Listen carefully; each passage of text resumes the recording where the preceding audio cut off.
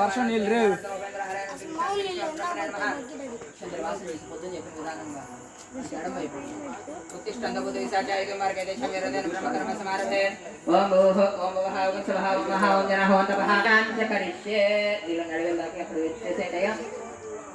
కలిశారాధనంచ కరిష్యే కలిశంకరోష్పాక్తేర్భ్యశ్చ కలిశస్మకే కరిష్యే కంఠేరత్ర సమాస్రావలే త్రిపుర బ్రహ్మమధ్య మాతృనాస్త్రాః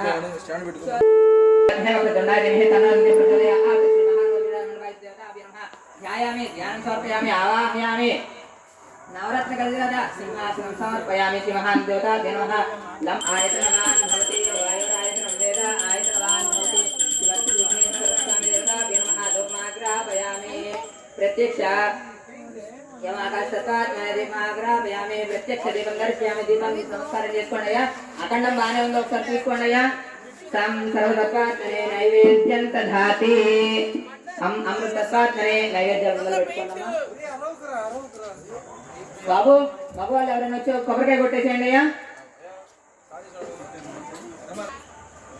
అక్కడ నీళ్ళు పారిపోసి గ్లాస్ కొట్టు తీసుకురా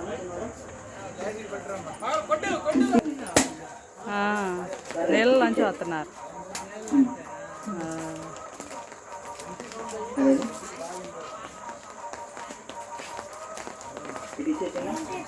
ఏమమ్మా ఎటు నుంచి వచ్చావు తల్లి?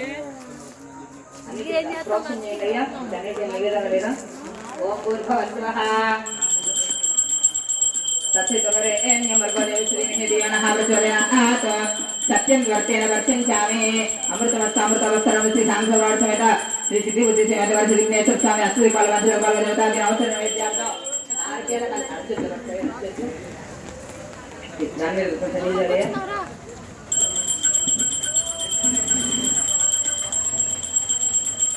అలా ఇక్కడ చూపించండి అయ్యా.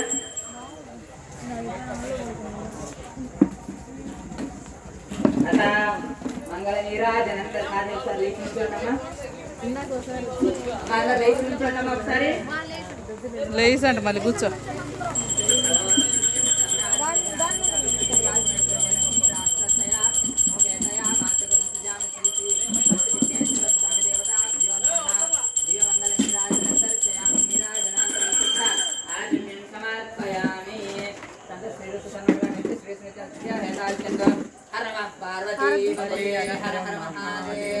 బాబు అందరూ చక్షందులు పట్టుకోండి, కథ ప్రారంభిస్తున్నాము. అందరికి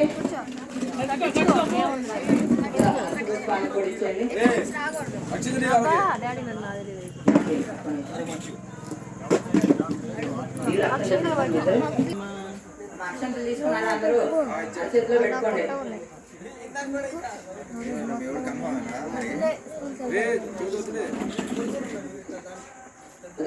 వ్రతకథ ప్రారంభ. పూర్వము అమ్మ అందరూ నిశ్శబ్దంగా ఉండండమ్మా, స్వామివారి కథ ప్రారంభిస్తున్నాము.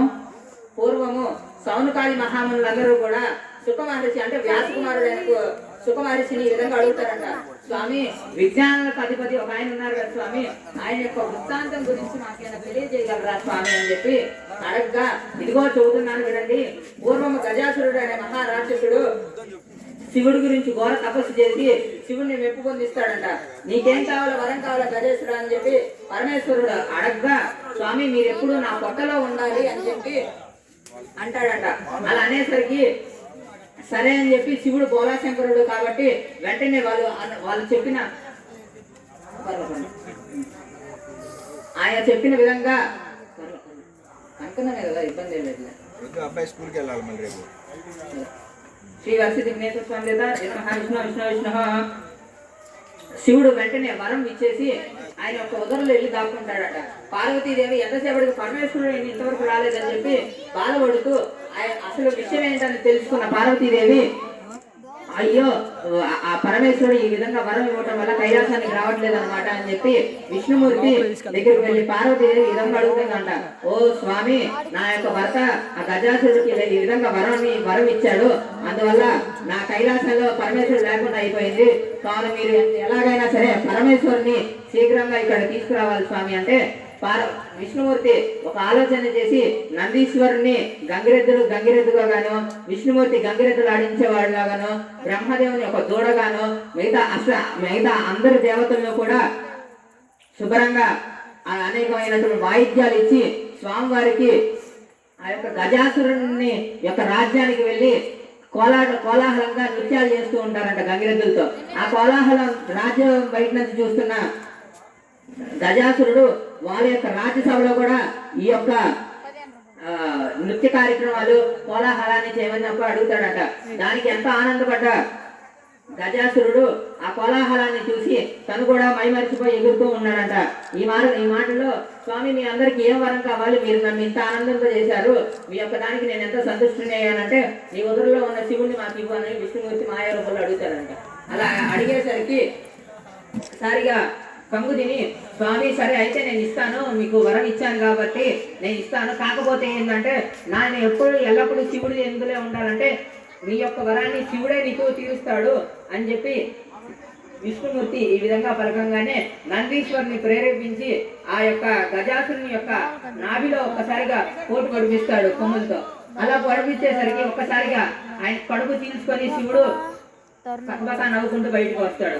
అలా వచ్చేసరికి విష్ణుమూర్తి ఈ విధంగా చెబుతాడంట, ఎవరికైనా కానీ దుర్మార్గులకి ఇట్టి వరాలు ఇస్తే ఏంటంటే లోకానికి అపచేటు జరుగుతుంది, కావున ఇట్టి వరాలు ఇవ్వద్దని చెప్పి విష్ణుమూర్తి శివుడికి చెప్పి విష్ణుమూర్తి వైకుంఠానికి వెళ్ళిపోతాడంట.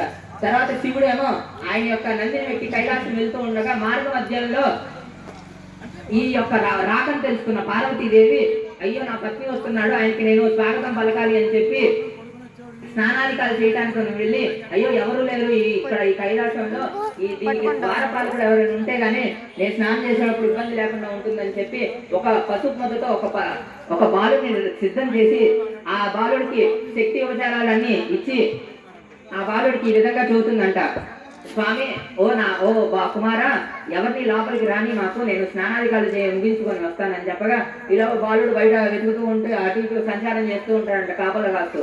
ఈ లోపల శివుడు వస్తాడంట. శివుడు వస్తే నాథ ఎక్కడికి పోతున్నావు, నువ్వెవరు స్వామి, మా తల్లిగారు ఎవరిని లోపలికి రానిద్దన్నారు, మీరు ఎలా లోపలికి వెళ్తారు నా అనుమతి లేకుండా, మా తల్లిగారు చెబితే కానీ నిన్ను పంపిన అంటే లేదు మీ తల్లిగారు అంటున్నావు, మీ తల్లిగారి యొక్క భర్తనే నేను శివుడిని, నేను వెళ్ళాల్సిందే అని చెప్పి ఎంతో పోట్లాడతాడంట ఆ కుమారుడితో. కాకపోతే ఆ కుమారుడు ఏంటంటే మాట వినిపించుకోడంట. అలా చేసేసరికి ఏంటంటే శివుడికి క్రోధోక్తుడయ్యి ఆయన యొక్క త్రిశూలంతో ఆ కంఠాన్ని అనేది తీసేస్తాడంట. ఆ బాలుడి కంఠాన్ని తీసేసి లోపలికి వెళ్ళిపోతాడంట. వెళ్ళిపోయి కొంచెం సేపు ఆగిన తర్వాత ఆ పార్వతీదేవితో ముచ్చట్లాడుతూ నడుస్తూ ఉండగా మార్గ మధ్యలో ఆ బాలుడి యొక్క విషయం గుర్తొస్తుందంట. అవును బయట ఒక బాలుడు ఉన్నాడు, ఏమైంది ఆ బాలుడు ఎక్కడ కనిపించలేదంటే అయ్యో నాకు తెలియదు పార్వతి, నేను ఆ క్రోధంలో కోపంలో ఆ ఒక్క బాలుడిని నేను చంపేశాను పార్వతి అనగానే స్వామి అలా ఎలా చేశారు, అంత చిన్న కుమారుడి మీద అంత పెద్ద అస్త్రం ఉపయోగించారా, అసలు ఎలా స్వామి నాకు ఇప్పుడు తెలియదు, నా కుమారుడు నాకు కావాల్సిందే అని చెప్పి ఏడుస్తూ ఉంటుందంట. ఏడుస్తూ ఉంటే వెంటనే నందీశ్వరుని భృంగీశ్వరుని పంపించి బ్రహ్మదేవుని ఎవరైతే ఉత్తర దిక్కుగా పడుకొని ఉంటారో వాళ్ళ యొక్క శిరస్సు తీసుకురామని చెప్పి చెప్పగా ఉత్తర దిక్కుని ఎటు చూసినా కానీ ఏ మనిషి కూడా ఉండడంట. ఉత్తర దిక్కును పడుకొని ఒక ఏనుగు మాత్రం ఉత్తర దిక్కున తన యొక్క బిడ్డను పక్కన పడుకోబెట్టుకొని ఉత్తర దిక్కును పడుకొని ఉంటుందంట.